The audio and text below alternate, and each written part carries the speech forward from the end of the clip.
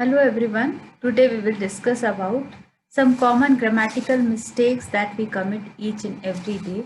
Once if we are aware of all those mistakes that we may be committing, then only we can become our own proofreader and editor.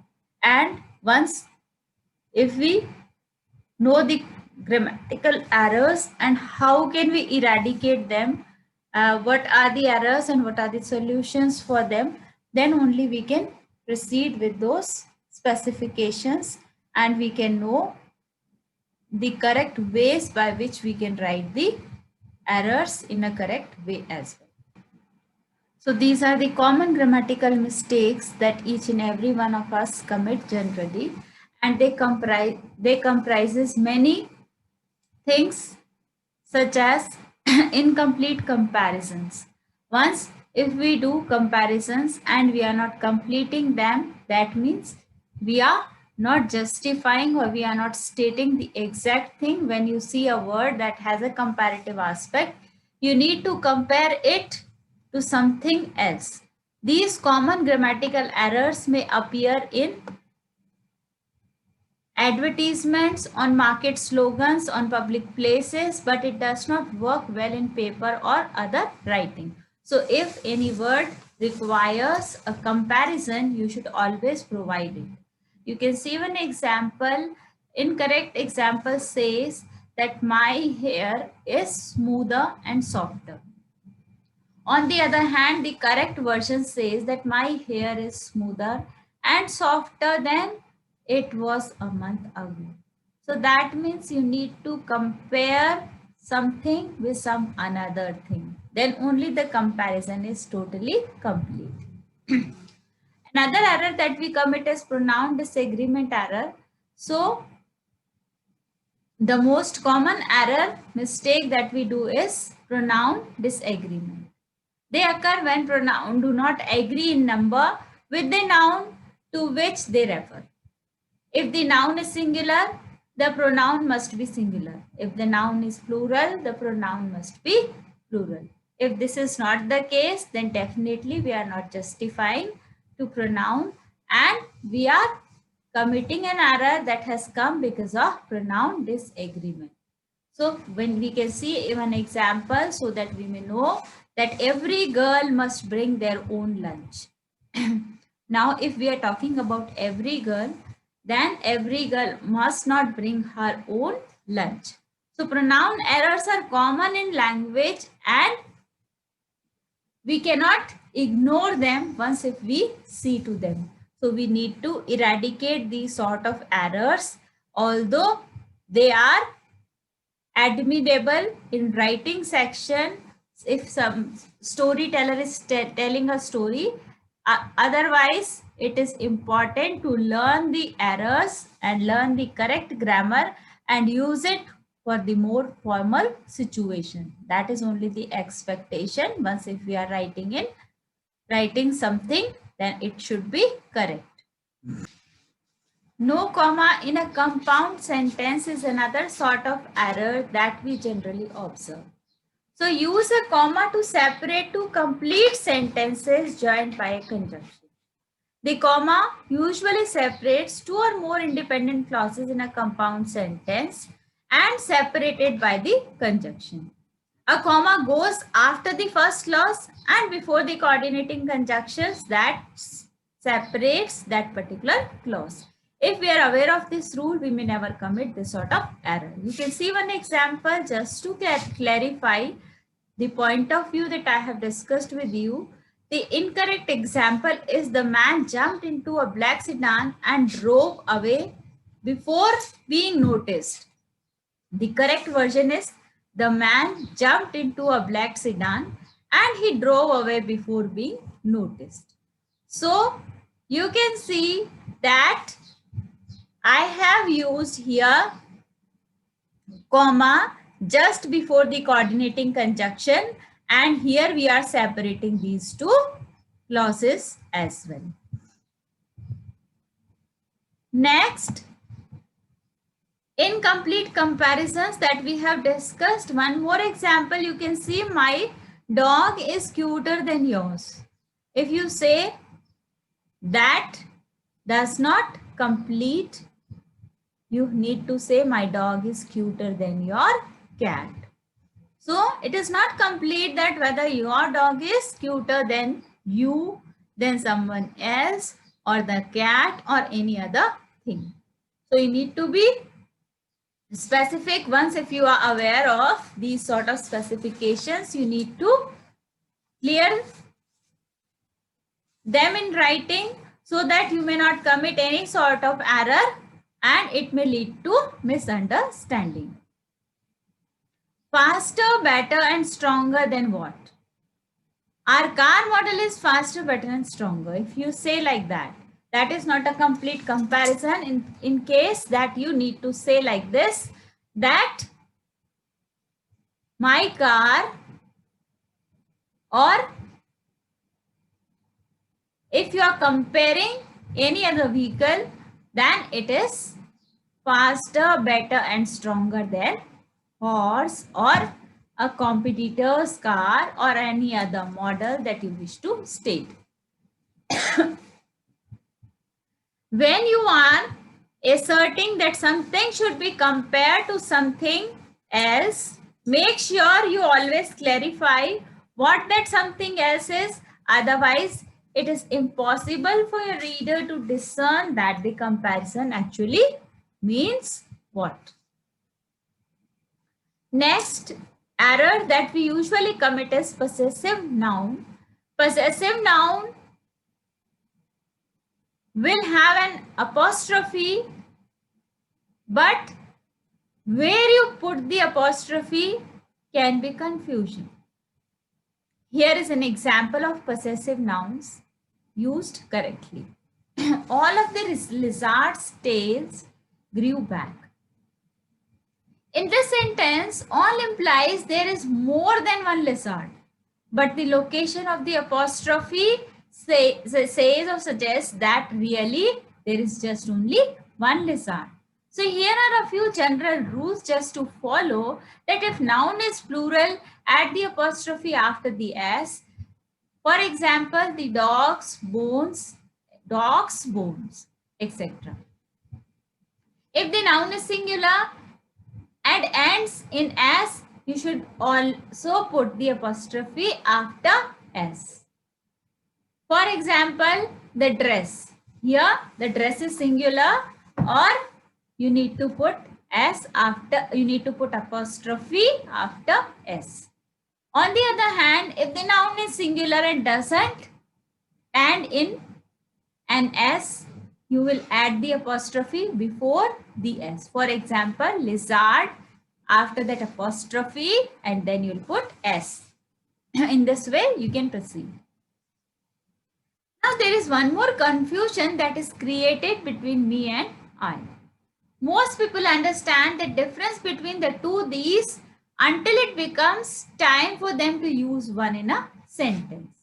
How will you identify that by any chance you are committing an error related or pertaining to me and I? When you get done with that lab report, you can send it to Bill and I. This is an example, and the sentence above is actually wrong. As proper as it may sound to you, try taking Bill out of this sentence and it sounds weird, right? So you would never ask someone to send something to I.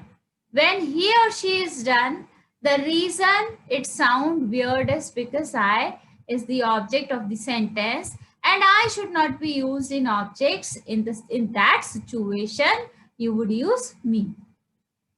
So when you get done with the lab report, can you send it to Bill and me? This is the correct version that you need to pursue.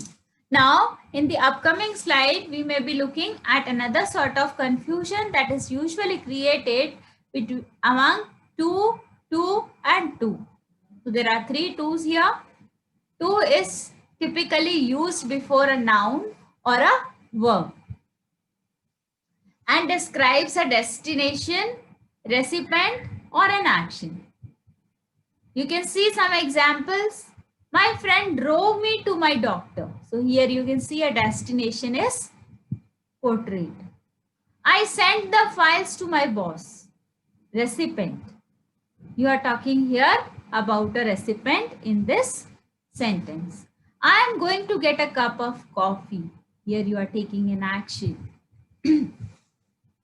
Now, if you're talking about to, T-O-O-2, in that case, you are using it as adverb and it means also very and excessive.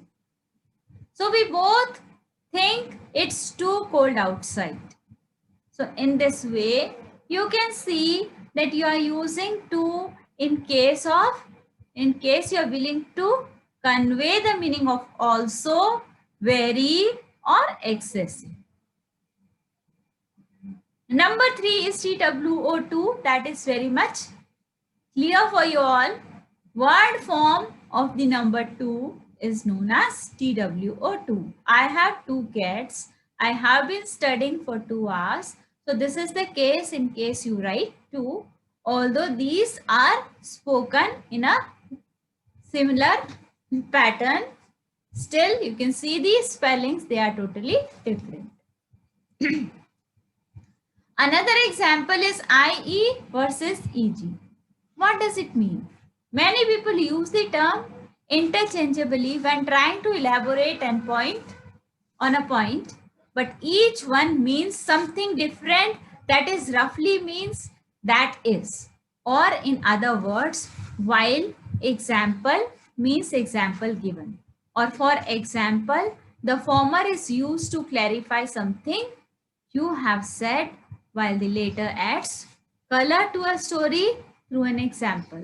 So you can see there is a difference that is created by these two abbreviations. Once if you are aware of the meaning and elaborations of these, then only you can use them appropriately in a sentence. Retrying to a brand or entity.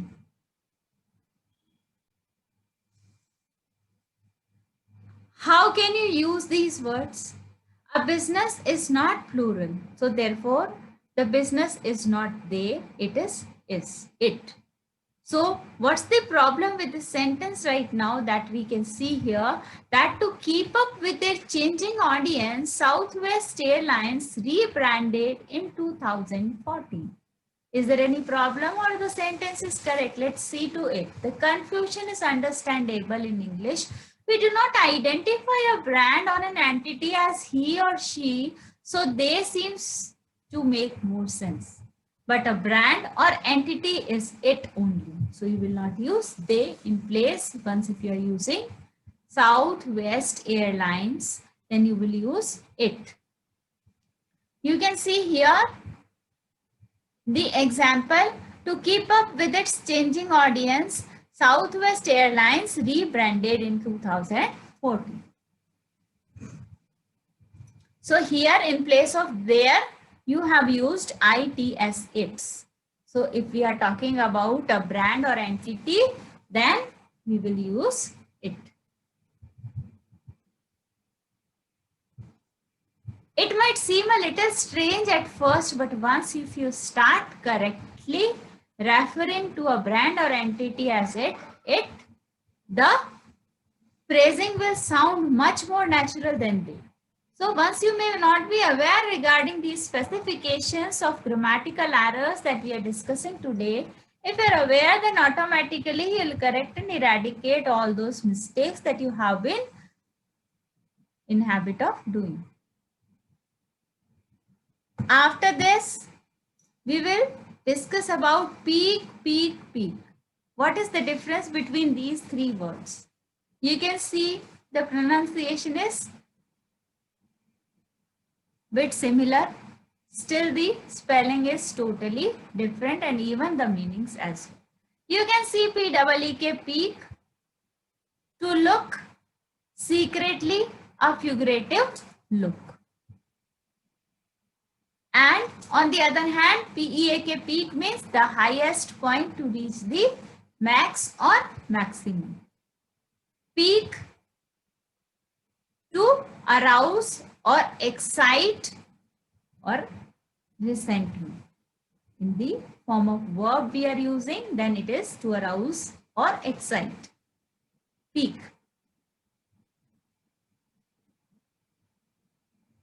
So we can see this is the common error and mistake that people may be doing once if they are using these words. Peek is talking a quick look at something like a sneak peek of a new film. So peak is a sharp point like the peak of a mountain.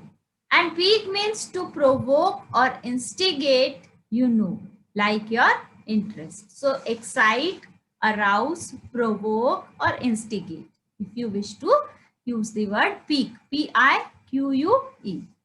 So if you're going to use one in your writing, stop and think for a second. Is that right to use the word P-E-A-K, P-E-E-K or P-I-Q-U? So once if you can come upon the decision that which is the appropriate word that can be used in that particular situation, then only you can proceed further. Who versus that?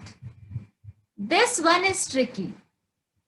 These two words can be used when you are describing something or someone through a phrase like you are talking about someone that Lindsay is vlogger who likes ice cream.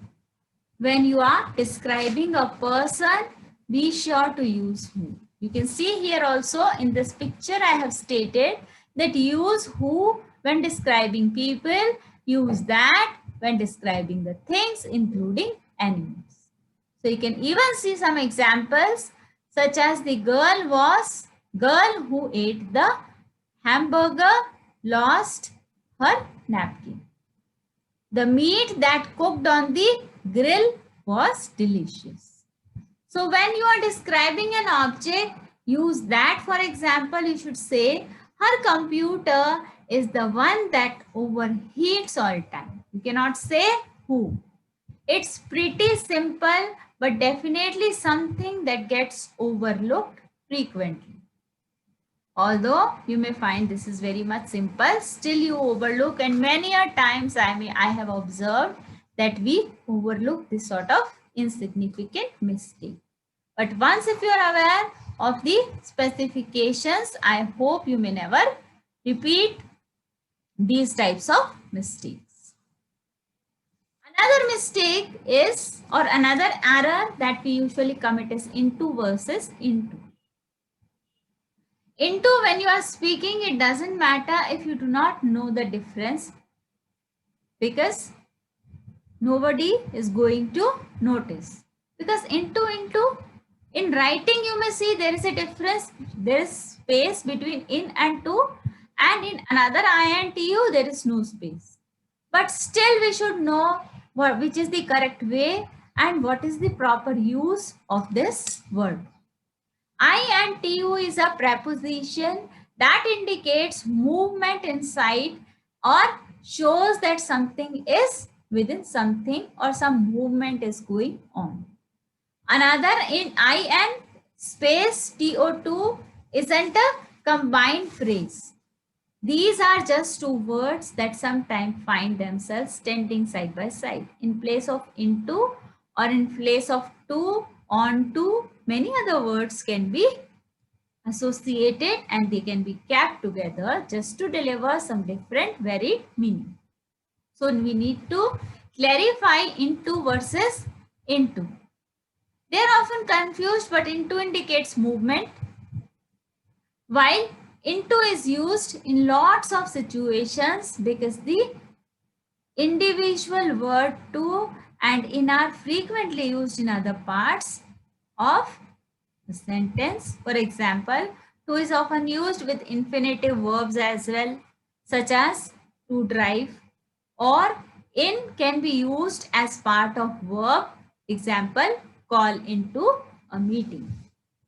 So if you are trying to decide which to use, first figure out if the word in or to actually modify other word in the sentence. If they do not, ask yourself, it's indicating some sort of movement.